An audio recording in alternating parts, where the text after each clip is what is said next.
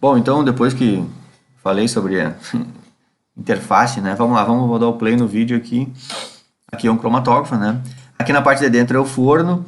Então aqui onde fica a coluna capilar, tá vendo aqui a coluna capilar, ó, ela é aquecida, certo?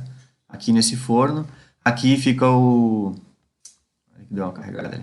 Aqui fica o injetor da amostra, né? E aqui no final da coluna o detector, certo? No injetor da amostra está sempre chegando o gás que é a fase móvel. E aqui a gente injeta a nossa amostra, certo? Injeta a amostra, os analíticos vão ser separados na coluna, vão chegar no detector, e aí o detector vai levar o sinal lá para o computador e a gente vai obter o resultado da análise, que é o quê? O nosso cromatograma, certo? Então tá aqui um desenho, uma animaçãozinha, né, bem legal, que é o resumo aí, o que é a cromatografia gasosa. Agora essa animação ela vai falar um pouco do injetor, né? Mas vou fazer algumas observações aqui no que a gente viu aqui na, na animação. Primeira coisa, quais são os gases de arrastes mais usados, né? A fase móvel ela é quimicamente inerte, então os três gases de arraste mais usados é hélio, nitrogênio e hidrogênio. Tem que tomar um cuidado aqui que o hidrogênio ele é combustível, né? Então, mas ele é usado. Então são esses três fases móveis mais usados. O hélio é o gás de arraste mais usado, né? Sendo compatível com a maioria dos detectores. Só que na detecção por ionização em chama, que é eu acho que o detector mais coringa de todos, o mais usado de todos, né? O nitrogênio apresenta limites de detecção melhor que o hélio. Então, nesse caso aí, é mais interessante usar nitrogênio, certo? E lembram aquelas curvas de Van Dinter que a gente estudou nos últimos vídeos ali de princípios de cromatografia? As curvas de Van Dinter para essas fases móveis aqui, as três fases móveis, né? A vazão ótima delas fica na seguinte ordem aqui, ó. Primeiro o nitrogênio, depois o hélio, depois o hidrogênio.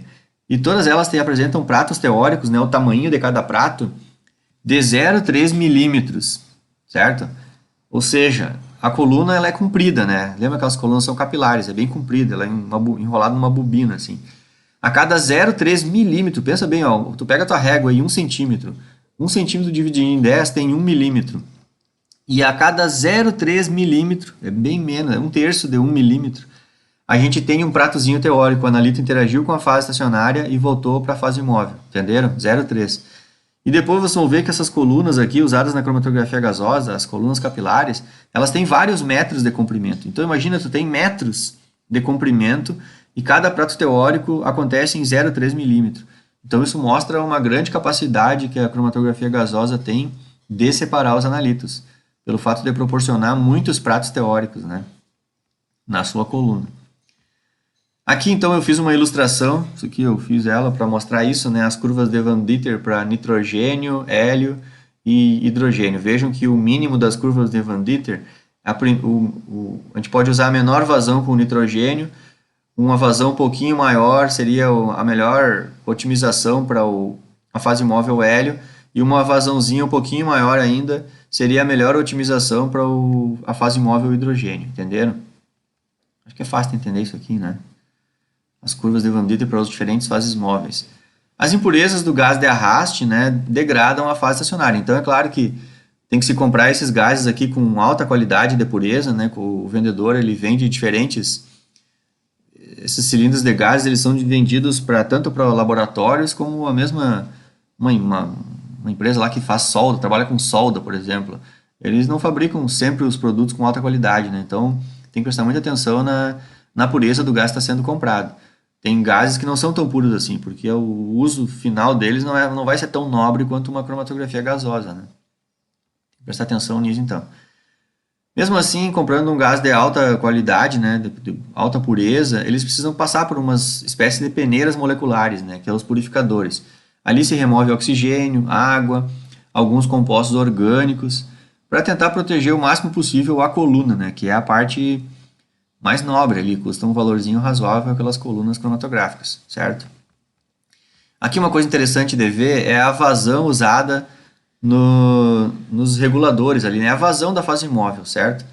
Lá no cilindro, é interessante deixar acho que no meu desenho eu fiz, né? Esse mostra um reloginho aqui, ó, esse reloginho aqui ele mostra, um é a pressão dentro do cilindro e o outro é a vazão que está saindo, né? Então é interessante que... Opa, me perdi aqui. É interessante que a pressão de entrada ali varie de 10 a 50 psi, né? Naquela segundo reloginho ali, um relógio mostra, digamos, o estoque, né? Quanto que de gás tem dentro do cilindro ainda. E o outro mostra o quanto que está saindo do cilindro. Esse é interessante deixar numa pressão de saída de 10 a 50 psi. E as vazões usadas vão ser assim, ó. Existem dois tipos de coluna, né? Como vocês já viram. Existem colunas onde a fase estacionária é um sólido, lembram que a gente viu na primeira tela lá, o primeiro slide. E as colunas onde a fase estacionária é um líquido, que são as colunas capilares. Nas colunas empacotadas, que a gente chama que são as colunas mais grossas, né, que é onde a fase estacionária ela é um sólido, a vazão ela é bem maior, de 25 a 150 ml de gás por minuto, a vazão da fase móvel. Já nas colunas capilares, como ela é uma coluna bem fininha, eu até vou mostrar as dimensões depois, as vazões são bem menores, né? A vazão de 1 a 25 ml por minuto. Né? O máximo de uma coluna capilar é o mínimo de uma coluna empacotada, em vazão, certo? E aqui existem vários métodos, né, de medir a vazão da fase móvel. Existiam esses primeiros aqui, eu até deixei no meu material, isso aqui é os primórdios aí da cromatografia, que é os bolhômetros, né? Então, mais ou menos pela frequência das bolhas que via o gás e formato, tinha uma noção da vazão. Mas os instrumentos mais modernos, essas medições de vazão, é tudo interfaceado com o computador. A gente digita na tela a vazão que a gente quer, né? Então, mudou muito, né? Mudou muito mesmo. Bom, o sistema de injeção, né? Como é que é o sistema de injeção? Eu vou tentar explicar aqui, né? Vou ter que diminuir a tela, porque esse desenho tem que caber na tela aqui. Deixa eu baixar um pouco aqui.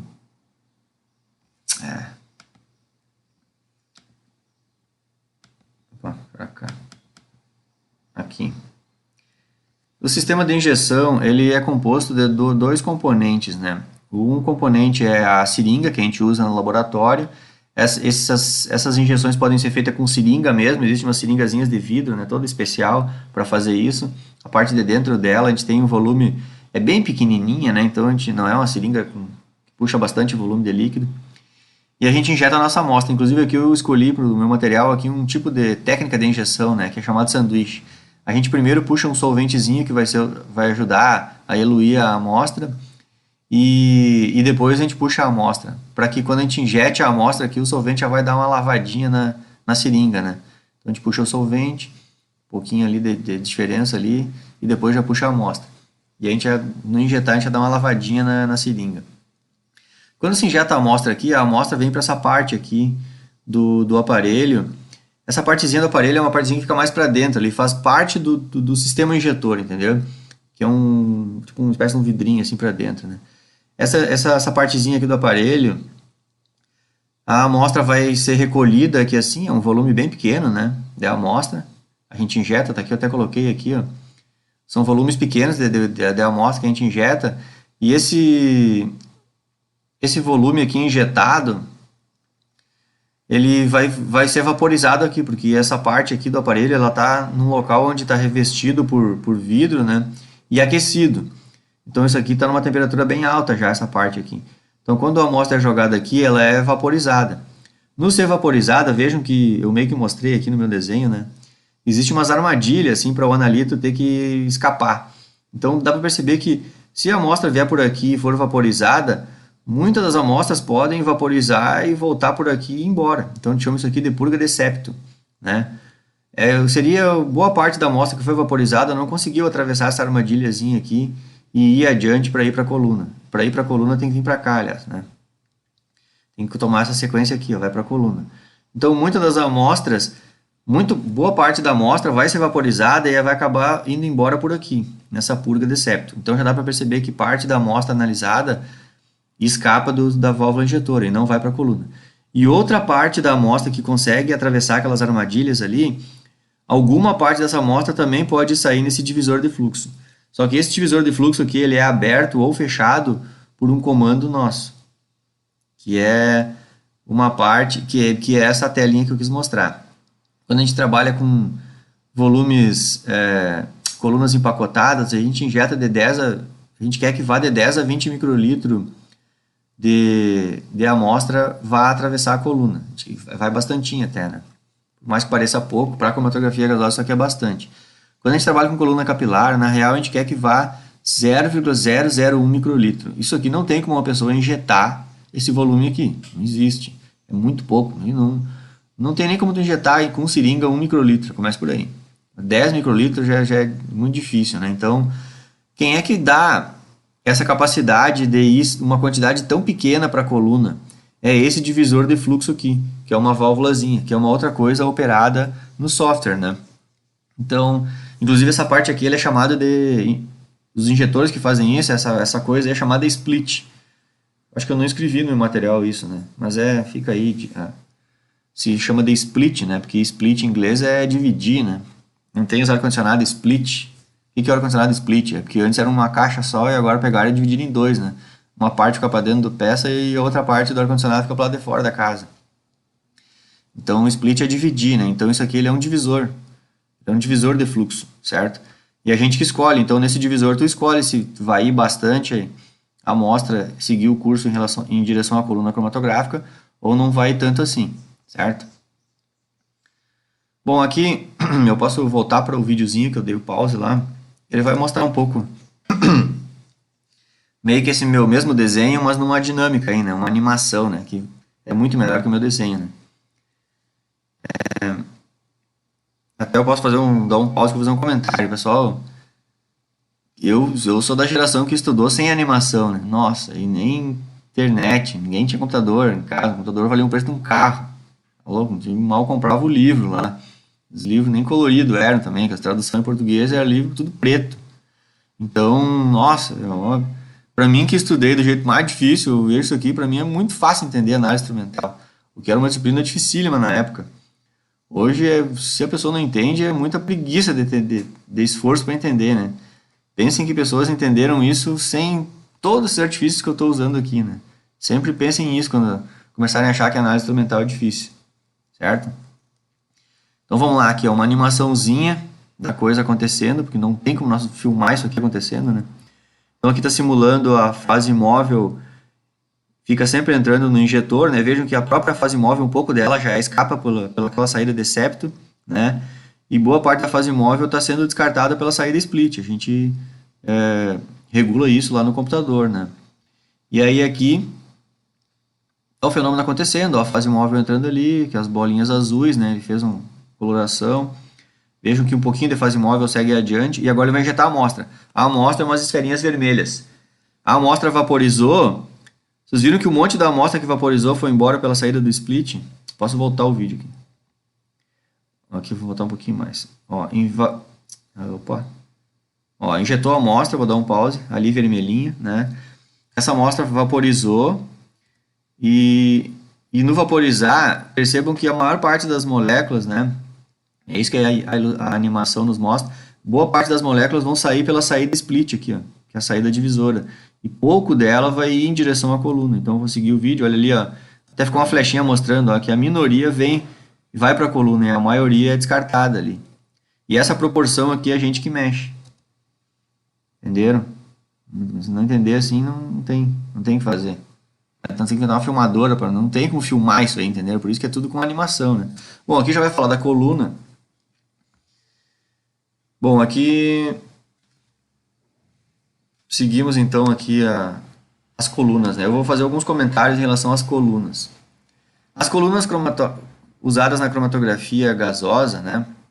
Elas podem ser de aço inox, de vidro, de sílica fundida e de teflon. Bom, existem dois tipos de coluna. Existem as colunas capilares, que são bem fininhas, né? Elas têm vários metros de comprimento e para isso não vir um emaranhado lá e tu torcer ela e até quebrar, né? Ela vem enrolada em umas bobinas. Então, para tu não ter nenhum problema de estragar essa coluna aqui, ficar mexendo lá, quebrar a coluna, sei lá, enroscar tudo, né?